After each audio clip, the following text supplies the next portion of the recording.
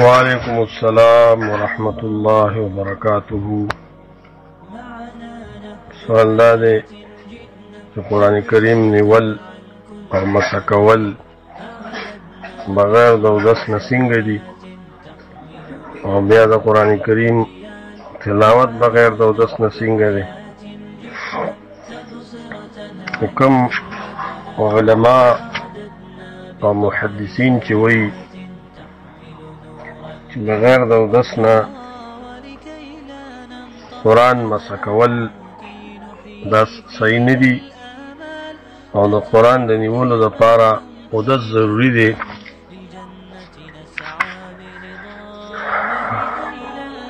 نو هغې لکه امام مالک رحمت الله علیه په موطا کې دا باب راوړی دی، باب الامر بالوضوء لمن مس القرآن. باب دی په بیان د امر بالوضوء کې د هغه چا دپاره چې قرآن کریم مسح کوي.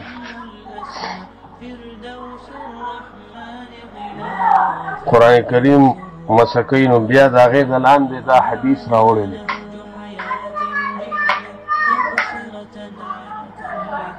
لا یمس القرآن الا طاهر، چې نه دی مسح کوي قرآن مگر پاک. امام مالک رحمت الله علیه د طاهر نه مراد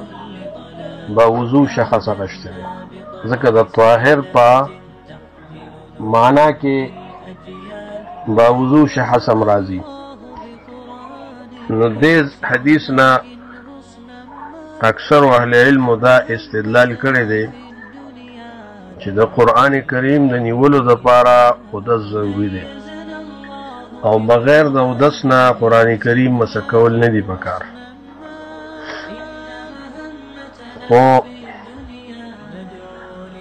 کوم علما چې دا وایي چې بغیر د اودس نه قرآن کریم مسح کول جایز دي، اگر چې غوره نه دي خو جواز لري. هغې وایي چې د طاهر معنا صرف دا نه ده چې کینی باوضو. د طاهر لفظ چې دی دې کې عموم مشترک دی، یعنی دا عام لفظ دی. دا لفظ مومن تم شامل دی، د حدث اکبر نه طاهر او پاک تم شامل دی، د حدث اصغر نه طاهر هغې تم شامل دی، او هغه چا تم شامل دی چې په بدن باندې ظاهري پلیتي نه وي. نو دې وجې نه وي دا لفظ لکه امام شوکاني رحمت الله علیه او نورو دا ویلي دي چې دا لفظ عام دی، دا صریح نه دی په دې کې. او حدیث د بخاری کې راځي، کتاب الغسل کې امام بخاری دا حدیث راوړی دی، حدیث د ابو هریره رضی الله عنه چې هغه اوږد حدیث دی. په هغې کې رسول الله ابو هریره ته ووایي چې سبحان الله ان المؤمن لا ینجس، مومن نجس کیږي نه، مومن پاک دی په هر یو حالت کې. او نجس څوک دی؟ انما المشرکون نجس، مشرکان نجس دي. د دې بنا باندې دغه علما هغه دا وایي چې قرآن کریم بغیر د اودس نه مسح کول هم جایز دي. لیکن کوم علما چې وایي چې بغیر د اودس نه مسح کول جایز نه دي، هغې دغه حدیث پیش کوي. خو زه خپل ځاني دا وایم چې راجحه خبره دا ښکاري ما ته چې احتیاط په دې کې دی چې د قرآن کریم د نیولو دپاره اودس وکړي شي. ځکه صحابه کرامو اثار هم په دې باندې دي. سعد بن ابي وقاص خپل زوی مصعب ته د وضو کولو امر وکړو چې ته قرآن کریم نیسې نو اودس کوه. دارنګه سلمان فارسی رضی الله تعالی عنہ د قضای حاجت نه بعد د قرآن کریم د نیولو نه ځان اجتناب وکړو. او ائمه اربعه څلور واړه ائمه هم د دې قایل دي، لکه دا المغني د ابن قدامه کې دا خبره ذکر کړې ده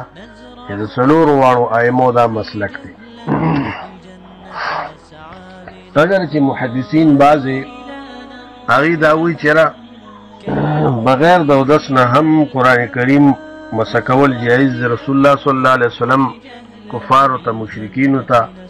خطونو کې قرآن کریم لیکلې دا آیاتونه به لیکل په دعوت کې قل یا اهل الكتاب تعالوا الى کلمة دا داسې نور آیاتونه نو د هغې خو د اودس وغیره کافر بادشاهان خو د اودس وغیره پروا نه ساتي نو که بغیر د اودس نه قرآن کریم مسه کول بالکل جایز نه وي او ناروا وي نو بیا به رسول الله صلی الله علیه وسلم په دغه خطونو کې د قرآن آیاتونه نه لیکل د کفارو بادشاهانو ته نو لہذا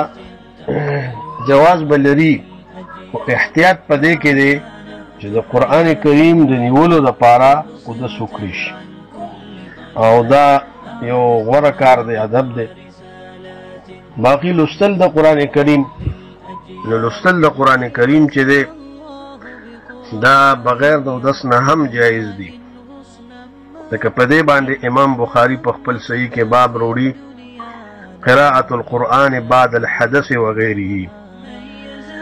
دا بیودسه په حالت کې د بیودسه نه بعد د قرآن لوستل دا باب روړي او د دې باب د لاندې حدیث د عبدالله ابن عباس روړي چې نبی صلی الله علیه وسلم ودو او چې کله را بیدار شو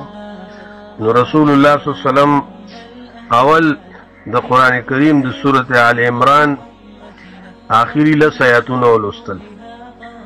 او بیا یو مشک ته چې هغه معلق کور کې هغې ته پاسېدو فتوضأ منها د هغې نه یې وضو وکړه فاحسن الوضوء ښایسته اودس یې وکړو ثم قام یصلي د خوب نه چې را بیدار شو نو رسول الله صلی الله علیه وسلم قرآن لوستلی دی او وضو یې بیا رستو کړی د اودس یې رستو کړی نو دې نه معلومه شو امام بخاري د دې حدیث نه استدلال وکړو چې قرآن بعد الحدث او بغیر د اودس نه هم لوستل جایز دي دارنګه دا حدیث مسلم کې راځي دا بل حدیث او نور کتابونو کې مراغلي دا حدیثو چې کان رسول الله صلی الله علیه وسلم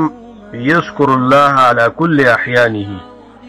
رسول الله صلی الله علیه وسلم با الله پاک په یادولو په ټولو حالاتو کې هر وخت په یادولو هر وخت کې حالت د بیودسیم راځي حالت د وضوم راځي اگر چې دې کې مغوره او بهتره او احوته خبره داده چې با وضو قرآن ولوستی شي او جواز لري که بغیر د اودس نه چا قرآن ولوستو